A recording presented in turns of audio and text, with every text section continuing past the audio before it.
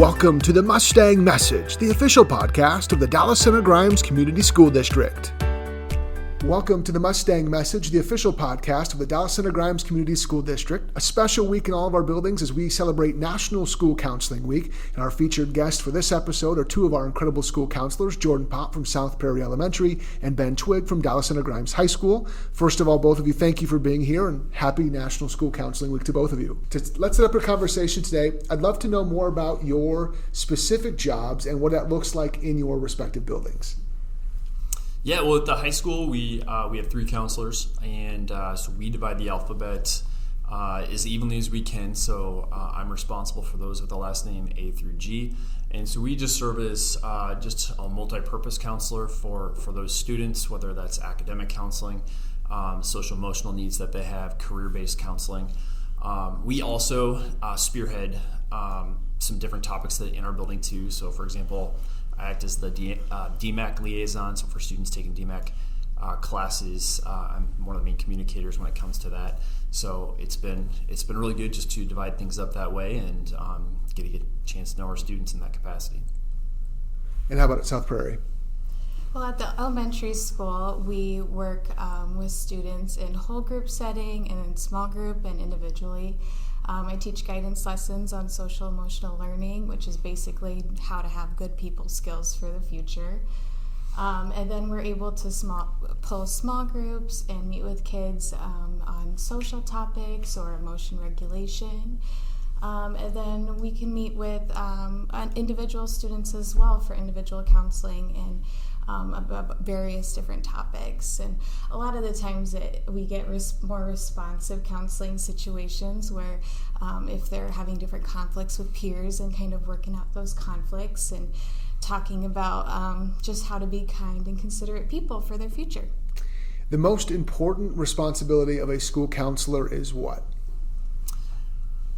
I think it's just developing relationships, and that's something I think we preach a lot. We work with students, like Jordan said, they're building those skills at that age. We do the same thing with our students too, and just getting a chance to connect with the students that we work with, whether it's those we see more frequently, even those that we only interact with occasionally, just to develop those relationships, get to know who those students are, and just find ways that we can give them the tools to have a successful future.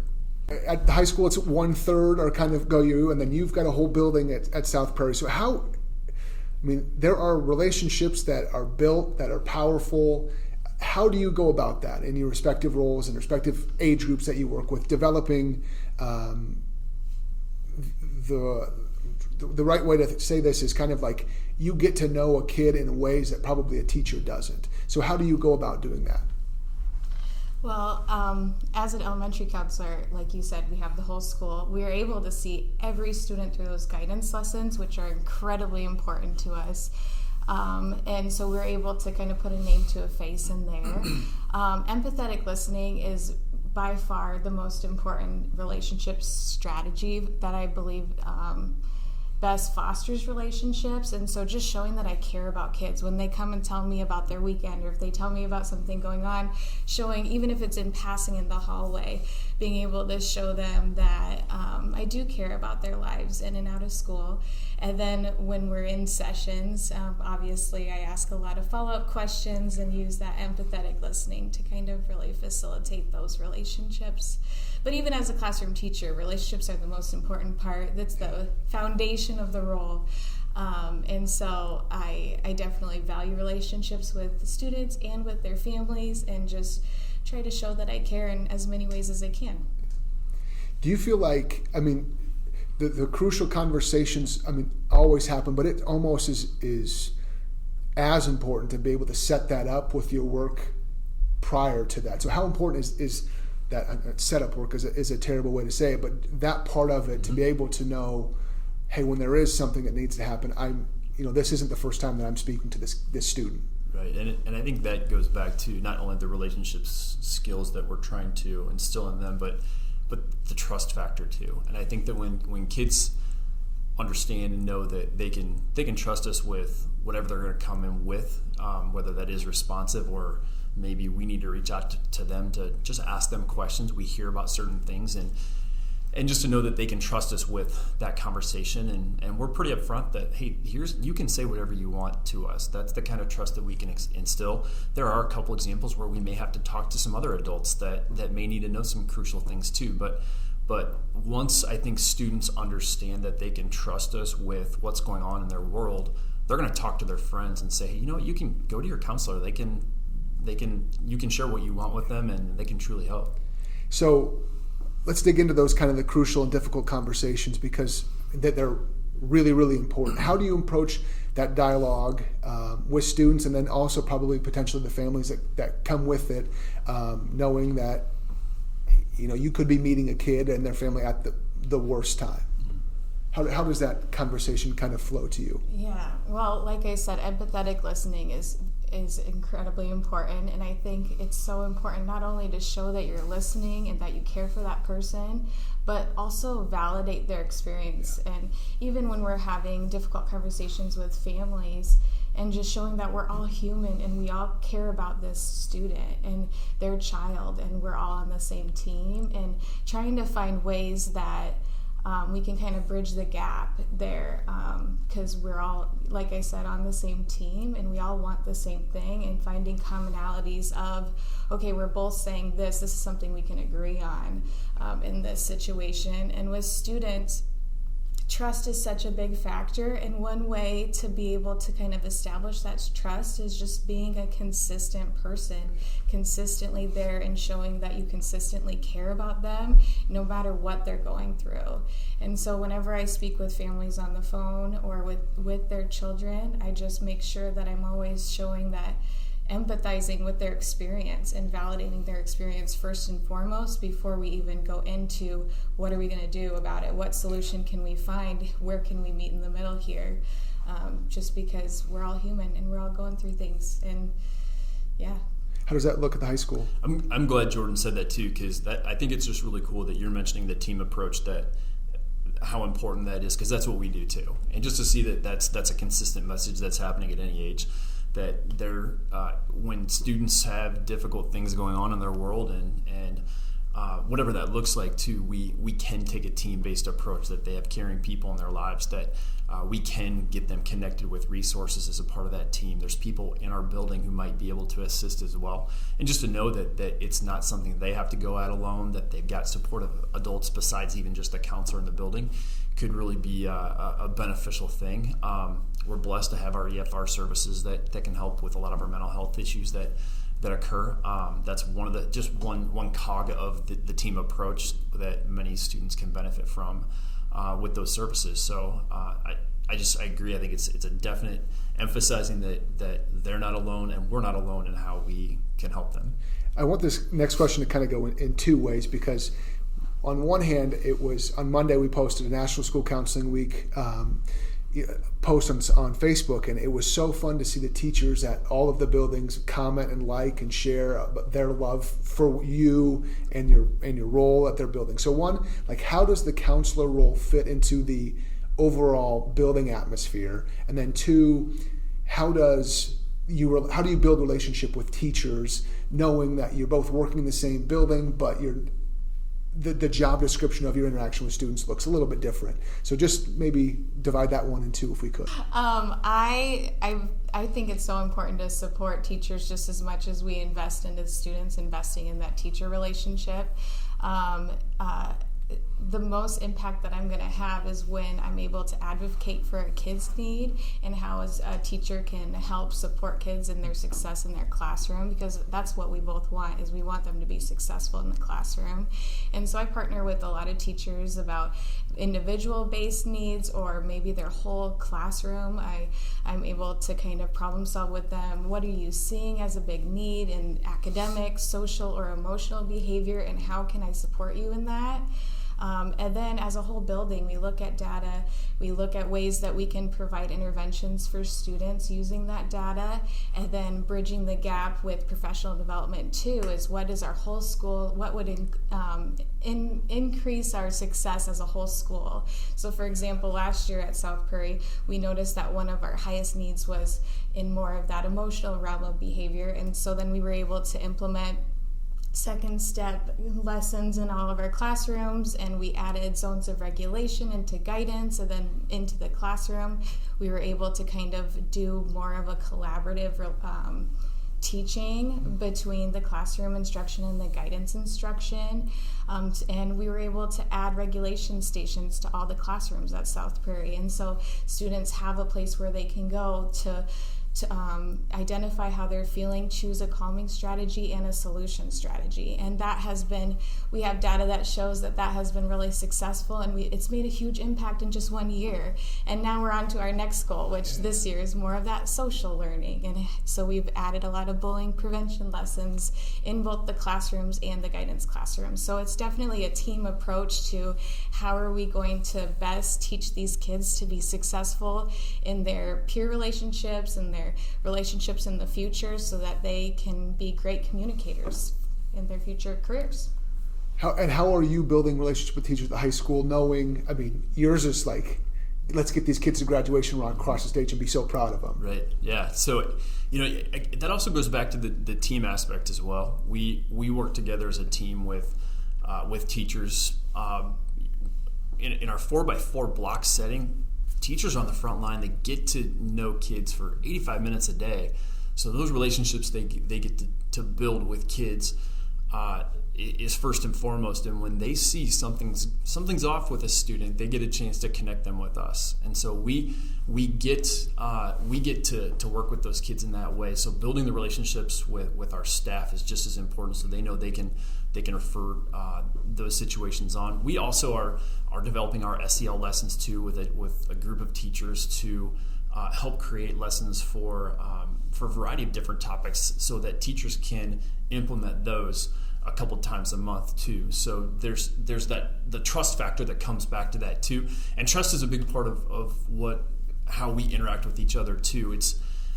We have a great staff that knows that if we approach them to say, look, I can't tell you what's going on with this student, but here's what we need to do together, they're all about it, and they trust us in that manner that we're doing what's best for that student, even though it may not be what all other kids are doing.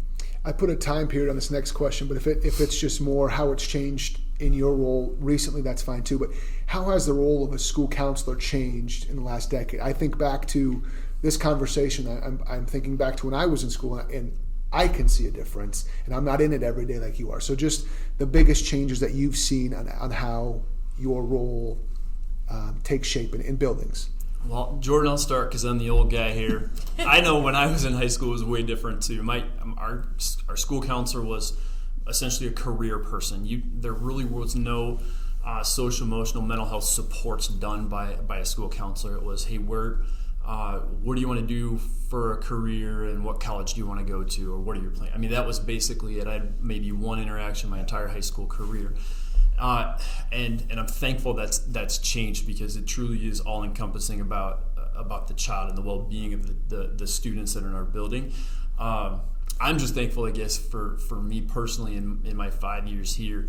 I've gone from a one-person team to a three-person team, and just that kind of support, I think we're seeing huge benefits on how we can support our kids just for that in our own district. Yeah, and I can kind of see where you're coming from. That's exactly my experience in school too, is it was more of that scheduling piece the counselor was part of, and how to get you into college or a career. And what I've reflected on, and I learn every single day on my position, is how I wish I would have had some of this social emotional learning and the people skills and the communication skills learning that we're teaching these kids when I was younger, because we are seeing such an increase in mental health needs as a society lately, and our kids are not exempt from that, and they're feeling a lot of that weight as well in this world. And I know for myself, if I would have had some of those coping strategies when I was in middle school, or even understanding how I can support a friend who's going through something that's really challenging on their mental health, or even the conflict resolution skills. I mean, every day when I'm researching for some of the different small groups or the lessons that I'm teaching, I sometimes learn things that I'm like, wow, I should have used that in my personal life just the other day, And so I just think it's amazing to see these kids talking about their self-talk. I mean, we have first graders that are able to identify negative versus positive self-talk and how that impacts their success in school and in life and their confidence. And it's a really beautiful thing. There are a lot of really awesome things that happen because of and with school counselors. So, I mean, I just think of the email you sent me with the DMAC list, the president's list, and the dean's list, and it was long list of very extensive list. It was awesome to see. A huge accomplishment. So, what's the best part so far this school year in your experiences? I think for me, this year, it's been great having a better emphasis on collaborating as a counseling team, kindergarten through 12th grade. In the different buildings, we've kind of stepped up and been able to work a little bit more this year than I think we have in the past. And it's just good to learn more about what's going on in other buildings, what the interactions that those counselors are having with those students, and how that's going to help prepare us as high school counselors too, and then likewise how we can collaborate with them and work with them on the students that they're working with, and just hearing some of the needs that are occurring in some of the other buildings and how we can try to collaborate in that way. Yeah, I think one of the biggest successes so far that I've been able to celebrate this year is last year was my first year at South Prairie, and we made a lot of systems changes in the student services department. And in order to better match students to different interventions and to really analyze the data that we do collect and make positive changes. And there's been a lot of different teams that we've been able to kind of look at and reorganize so that we're better communicating with families and doing more monthly progress reports and things like that. And we've seen such, if you look at our percentages over time that we're collecting, we're seeing such amazing success that wasn't happening before. And so then I have to really reflect on how important this job is and how every little thing turns into a big thing when it comes to student success. One small thing from this week that, because you always have to think about the little things that you might get discouraged on the day in and day out of, am I making a difference? And today I had somebody come in and bring me a note, and it was her top 30 coping strategies that she likes to use. And I was like, wow, I don't think I could name 30. And, it's little things like that just make it worth showing up every day. Yeah. Love it so much. Okay, final question. What's the best part about being a counselor at DCG? Well, I think for me the best part is just the victories that students experience. So to see a student walk across the stage at graduation when there was maybe a time in their life when you worked with them that wasn't always going to be a thing. To see them develop relationship skills that they truly struggled with early on, and then you see they just have figured it out and they get it. The academic success of getting a C- in a class when you know that was something that maybe wasn't as feasible at one point, and to see them just show the excitement that they have, knowing that was a big deal. I guess just the wins that kids have and knowing that maybe we play a small part in that is definitely the most rewarding part. I completely agree. And seeing something that you've been working on with a student for so long, and then seeing them apply it and be so reflective on different things it's a beautiful thing. I care a lot about this community. It's where my entire teaching career and now counseling career has been. And I care so much about DCG, and it's the people for me that bring me here every day. I love the students that I work with, I love the teachers that I work with, and I love all of their families and any chance I get to talk with them. And so it's the relationships that are the most important thing for me at DCG. Well, Ben and Jordan, we both appreciate you so much. Thanks for taking time for this conversation, and in a larger sense, all that you do for our district. So thank you. Happy National School Counseling Week to both of you. Thank you for checking out the Mustang Message, the official podcast of the Dallas Center Grimes Community School District. Another special shout out to our amazing school counselors at DCG. We appreciate you very much. We'll be back with another episode in just a few weeks. Thanks for listening to the Mustang Message, a podcast powered by the Dallas Center Grimes Community School District.